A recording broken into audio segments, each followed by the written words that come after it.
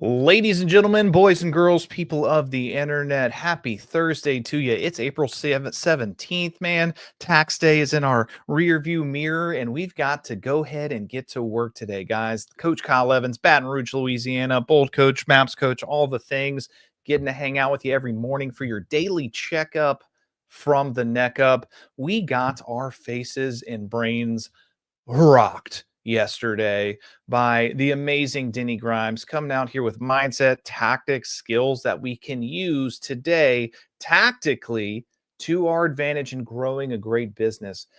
It was so good and there was so much value in such a short amount of time that we said, hey, that was so nice. Let's do it twice. So, ladies and gentlemen, I've got Denny Grimes taking some time out of his day before his mastery real recon role play starting at 8:30 Central, 9:30 Eastern. He's back again. Denny Grimes, welcome back to the show, man. Hey, man, have you ever had such a great meal at Chick-fil-A? You went back again for the next second day in a row? Yeah, you don't mind waiting in line for something good, right? No, man, that's Chick-fil-A right there. That's Denny Grimes, Chick-fil-A. Denny, before we go, for the people who were like, yesterday, my face was wrong, this is awesome, and they're diving in today, or the people who are tuning in for the first time, I want to take a minute and pull this book up here, guys. Denny Grimes has had years and decades in this experience, not sitting quarterbacking, not sitting at home hanging out, just assuming things about the market, literally on the field of battle, in the dirt, meeting with sellers, meeting with buyers, running a big team. And he took all of that expertise, he took all of that knowledge, and he distilled it into this book. And it's coming soon. So go ahead and grab that QR code, man. Sign up for this. This is rare that we can peel back the onion and take a peek inside and learn from decades of experience. So I would strongly recommend do yourself a favor, do your business a favor, and go pick this up today. Denny Grimes, what's up? Well, I'm going to start the program today like I start Recon. There's something special about every day. And you guys know that today is National Blah, Blah, Blah Day. Now, what does that have to do with us as real estate agents? A lot. Yes. I mean, I don't know who the smart person was when why say blah, blah, blah when blah will work. And generally speaking, real estate agents talk more than they listen. What we're going to be talking about a little bit today is servicing the listing that you work so hard to get, because they're not selling like in 15 seconds or 15 days. However, I want you now, and I have Kyle, I have a 30-second rule, and for the advanced agents, a 20-second rule. You know what it is? If you're talking more than 30 seconds for the beginners, or 20 seconds for the advanced people at one time, you're talking too much. Quit being Stephen King. Just say blah and then listen. Does that make sense? That makes a lot of sense. So we were talking about the better way, and it's not the only way, and maybe someone, or maybe I'll come out with the best way of handling listings. And the thesis of it is that when you're at the table, you may have a very customized listing presentation, your value proposition, this, that, and the other. And you know what? Awesome. You should have that.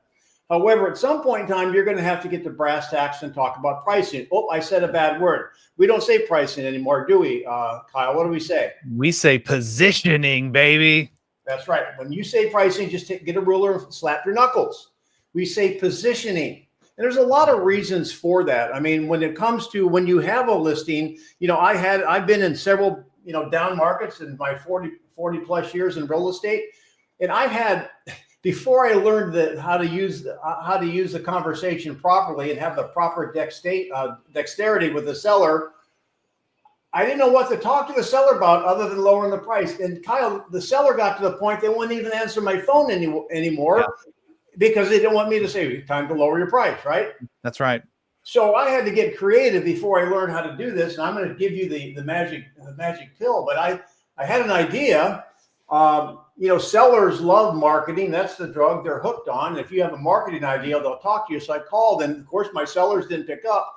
And so I said, hey, listen, I took a great class and I have some great PR ideas for you to get your home sold.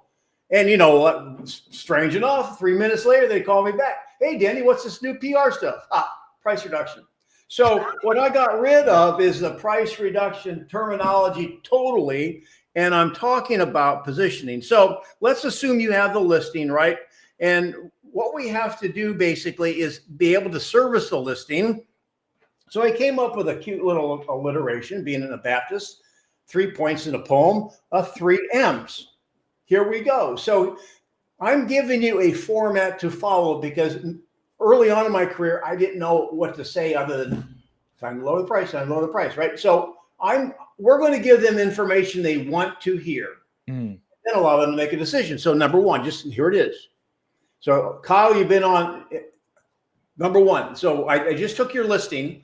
I want you to set an appointment weekly. That's W-E-E-K-L-Y, not W-E-A-K-L-Y, or maybe every other week, and have a standing appointment that's time blocked.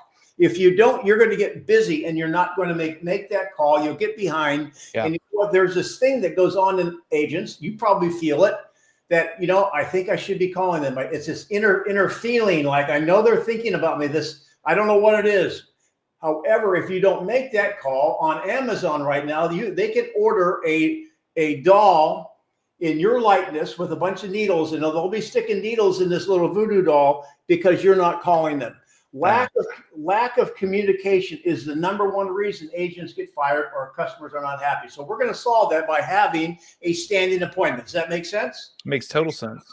Now you set the expectation. Now we've already talked about we've talked about the 3 outcomes in yesterday's YouTube or Facebook thing. You go back and look at it. So here is our weekly call. We set it up. Today is actually, and I wouldn't do it during lead gen time. Let's say it's going to be Monday afternoon, Tuesday afternoon, whatever. That's our standing appointment. Ahead of time, you're going to then email them or text them this 3 outcome sheet that they initialed. You went over it. There's a little place down here for them to initial. You know why they initial it, Kyle? Sellers in Florida develop amnesia. They forget about the conversation you talked about, so you need to remind them. Listen, I was watching this show on Paramount or whatever called Landman. I don't know if you saw Landman, but really pretty cool. They're drilling for oil, and they tell me that when you drill for oil, before you hit oil, you have natural gas, right? That's a telltale. If you're going to sell a property, you need showings. Showings a telltale. If you're not getting showings, it's not good. In fact, I got a little riddle for you. What is the number one insect problem that a property can have that it would probably most likely never sell? Do you know what it is, Kyle? Termites? Insect problem. Is it termites? That is the number one guess, but that's the number one wrong answer. No, it's crickets. So when you list a home and there's crickets and nobody wants to see it, I'm telling you what, a Blue Angel air show on a Saturday is not going to change the fact that it's got the wrong position. So you're going to have to then set them up for the weekly calls. The first M is going to be a market update. Now, what's a market update? Well, they live in Tanglewood, so why don't you or a certain zip code, take a snapshot, Polaroid, Google that, millennials, take a Polaroid of what's changed in the last week. Mm-hmm. Because most likely they know they drive that street each and every day. They might see a new sign. They might see a pending sign. Wouldn't it be kind of nice if I call you and I already know? Because if you ask me, well, the house with the green shutter sold? Oh, no. Does that make them feel confident you're really watching the market? No. Plus, it gives you something to share with them other than, hey, lower the price. Yeah. Number 2M, a marketing update. Notice the difference. Marketing. I'm from Florida. I can remember this. A marketing update is not the things you have done. Oh, we sent out flyers. I posted on Facebook. No. You want to go into your internet analytics and talk about how the market is responding. That's what marketing is: response to your ads, to your MLS posting, to the IDX feed. And so, all right. So number 2, did you know it? We've only been on the market for a week. No showings, right? I haven't got to that point. They already know that.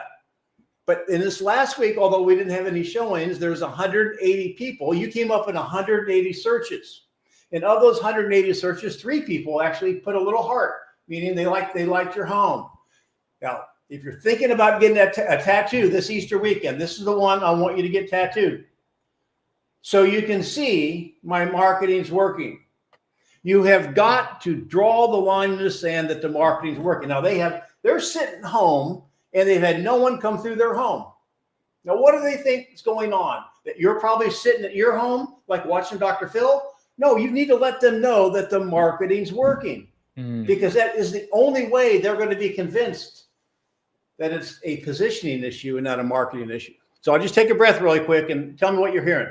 So obviously we want to give them the story of what's happening out there. We want to tell them what's happening in the market. For the marketing, I love what you're saying there. More often than not, people think that real estate agents are just chilling, watching Netflix, thanks selling sunset. And so we want to, like a clock, show them the gears that are working underneath the slow hands that are moving. So with the marketing update specifically, we're bringing up things like views that we've maybe had on social media, comments, likes, shares, like you said, hearts by searches, to let them know the things that we're doing. So we're teaching them that we're working in the background for them. When we do that, it's not just, hey, no showings, we should lower the price. Yeah, because they're saying, what are you doing for, why am I paying you all this money? That's right. So you have to show that. Let me share one more thing with you guys, and this is kind of really fundamental. I believe a great listing agent is free to a seller. So that in my bone of bones, I can have a conversation with anyone. You, Coach Denny Grimes at Gmail. You call me or email me. Also have a conversation with you. I'll share with you how to do that. When I'm sitting with a seller, I know I can sell their house and put more money in their pocket than they can. I know it, and I can prove it. Here's something else I know. If you want ice because you're having a party on Saturday and you put water in the refrigerator, you will not have ice for the party on the Saturday. Unless you get the water in the right environment, you won't have ice. Hear me? If you don't get the property in the right environment position, it will not sell. I ask this to a lot of classes I teach, even in bold classes, Kyle, when I teach bold. How many of you all have a well-priced listing that's not selling? I do. Impossible. You see, it's impossible for a overpriced listing to sell in the normal bell-shaped curve. There could be a lightning strike, right? But short of that, if your property is not selling, you're an outcome one or outcome two, and the only way to fix it is to reposition or wait for the market to catch up. And in Florida, we're going the opposite direction. So you need to understand that. There's no amount of moving the couch from one side of the room to the other side of the room won't make ice any more than moving your refrigerator from one side of the kitchen to the other side of the kitchen. It's all about environment. And you know what? The freezer doesn't even freeze the ice. The freezer creates the right environment. Physics freezes the ice. If you want to sell property, it is positioning, which means physics. Outcome number 2 is your market update. Last point on this. When I send out this is important, guys. So if you're playing Call of Duty, just listen up. So when I send out, if you show one of my listings, I'll send you a feedback form. I asked, I think, 3 or 4 questions. Guess what question I don't ask them, Kyle? How do they feel about the price? Yep. I don't ask because I don't care. How about them apples? How about them apples, Denny Grimes? Man. You see, if I put water in the refrigerator at night and I come in the freezer, I wake up the next day and there's no ice. I don't need an appliance repairman to tell me their freezer's not working. Right. So it does not matter what the agent thinks about the price. The market will always tell you. And here's the last point before I go into the third M. The market only knows one word. The market only knows one word. That's no. It acts on yes.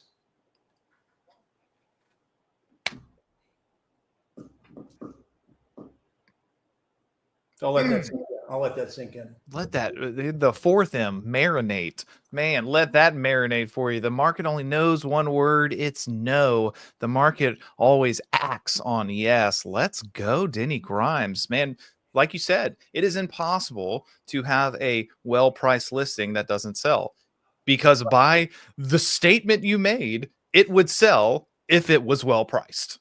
Right. And so what causes the listing to sell? You'll have a price, condition, location, zodiac sign, whatever. No. It's not even condition. Price. Price. There's beautiful homes out there that belong in Southern Living that aren't selling. I've had hoarder homes that have sold, right? So That's a whole nother class. However, you've got to be pure on position. If you are in the wrong position, there's no amount of marketing that will make it sell. None. And if marketing's the drug, the seller's going to use you as the pusher until you're broke. They'll find another pusher that will market their home. And here's the key, you guys. Be very, very careful when you sell your value proposition on marketing. That's not our number one differential advantage. Our differential advantage is understand the market for strategic positioning and our negotiating skill. Because I tell you what, if just us chickens here, when you put it in MLS, I put it in MLS, no amount of money will move that needle statistically one way or the other. Statistically, it's impossible. So if you think your marketing's so great, you can sell homes for more than what they're worth, call me, because I may want to rip my book up and read yours. Okay. Question number 3 is make a decision. All right. So then basically, because there's the 3 outcomes, outcome 1, outcome 2, outcome 3. Now, and most people aren't going to make a decision to reposition after 1 week. But what are you doing? This is muscle memory. 1 week goes by, you're communicating meaningfully. It used to be, well, hey, you guys have to get good at calling sellers and give them the no report. Well, I made it better. You can give them information. Yeah. Week 2 goes by. All right, hey, look, you know the routine, right? All right, so let's go through the 3 M's. And by the way, how many showings do we have? Here's the key. Let's say we've had 3 showings in the last week. Remember, outcome 1 is low to no showings. Outcome 2 is showings and no offers. Please don't tell them what outcome they're at. Ask them what outcome they're at. Because if you tell them, you may think, well, so what outcome 1? Well, what do you mean? We had 3 showings. That's pretty good, right? So either way, so hey, look, we've been on the market 2 weeks now. Kyle, we've had 3 showings. I've given you all the backdrop of the analytics. And now, so based on the 3 showings, what outcome do you think we're at? Outcome 1 or outcome 2? We're clearly not at outcome 3. Clearly, yeah, we're at outcome number 1. Okay, and what is the remedy for that? Change our position. See, you've done a good job when they start saying position, right? So, all right, then are you ready to do that? Now, was that pressure? No, just a simple question. Well, I don't think I'm ready. I mean, it's like, okay. Oh, and here's the trick. Well, what do you think? What is the word? Let's say we're at 500. Remember, I said 4 to 450. We're at 500. And they'll say, well, where do you think we should reposition that? And I said, again, going back to yesterday's class, we don't put our fingerprints on the initial positioning. We don't put our fingerprints on the future positioning. It's the same as like you picking a number. Well, I tell you what, I've got good news for you. We've learned 2 valuable lessons. Number 1, the market's saying no to 500. We've eliminated every price from there up. So where would you like to lower the bait to? Here's the thing, and I know that people out there quote, if you don't have X number of showings in X number of days, you lowered X number of percent. I think people have been saying that for 350 years. I don't think there's any science on that anymore. And I don't believe one size fits all, because different price ranges have different characteristics. You know the market better than somebody who said that like 100 years ago. So I don't even buy into that. In fact, on this form right here, I used to have, I maybe said this yesterday, a little thing. If you don't have 10 showings, then it's time to lower the price or reposition. On some luxury homes, you may not get 10 showings. You'll know basically, after 1 or 2 showings. In fact, being a good agent, if you expose it to the market and it's not sold in the first week or 10 days, what have you learned? I had this conversation with a seller the other day. Well, at least we didn't underprice it. That's a good statement. Right. We know that we did not leave any money on the table. There you go. And the whole point of this class that started yesterday was agents quit leaving money on the table.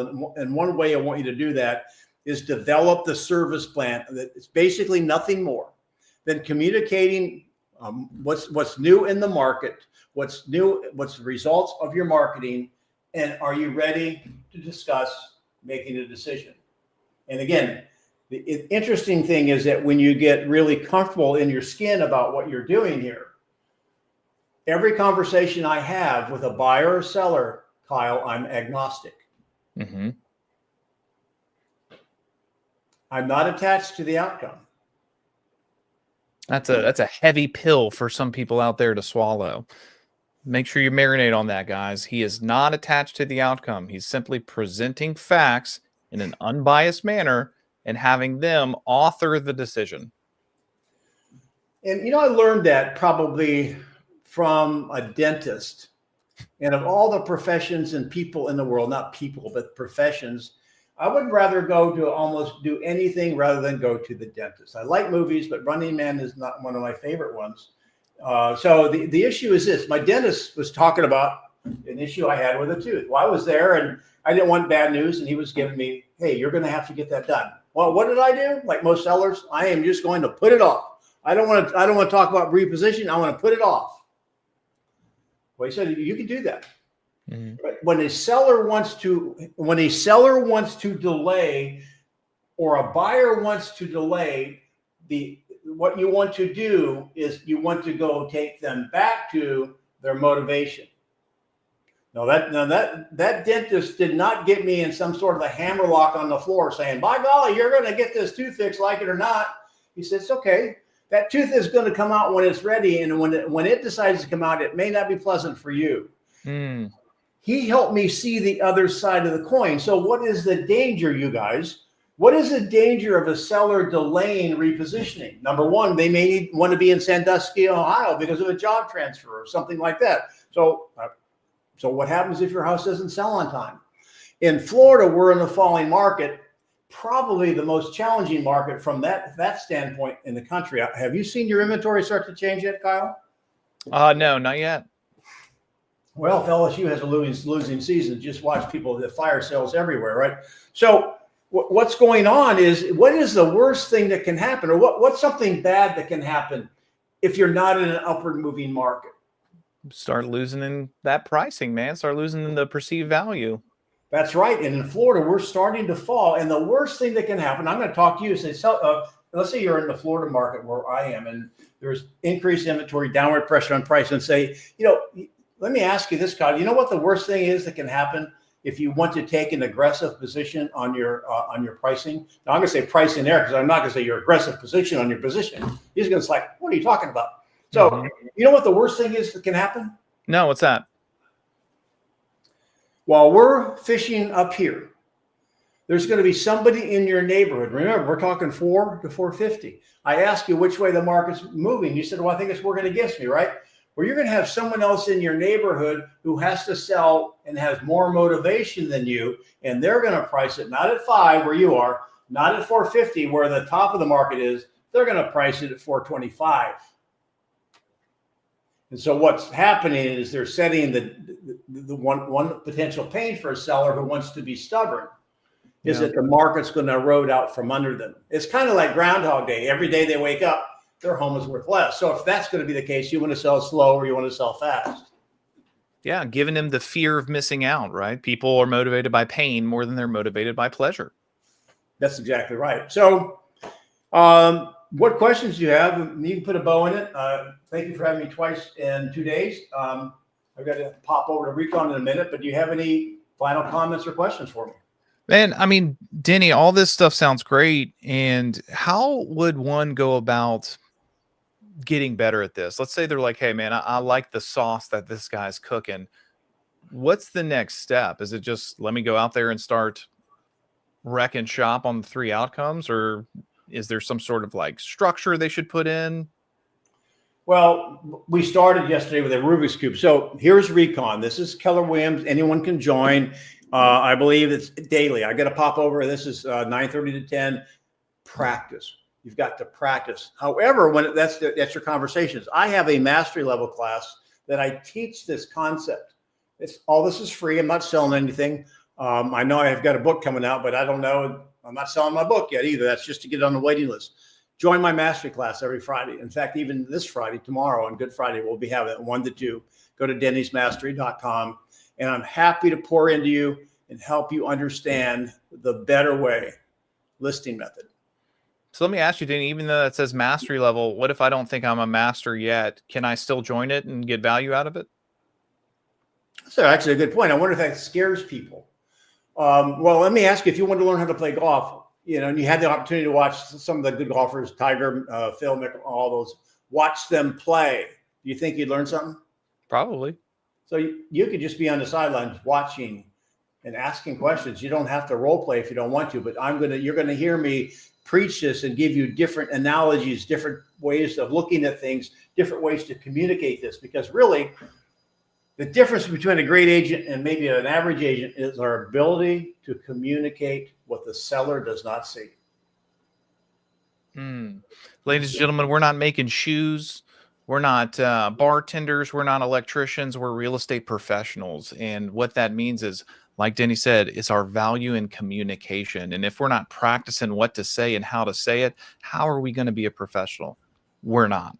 We're going to stay an amateur and stay at a glass ceiling of achievement until we decide to do the right thing, surround ourselves with people like Denny in Recon and the mastery level on Fridays from 1 to 2 Eastern, and choose to get better at our craft. Denny Grimes, man, appreciate the knowledge once again this morning, man.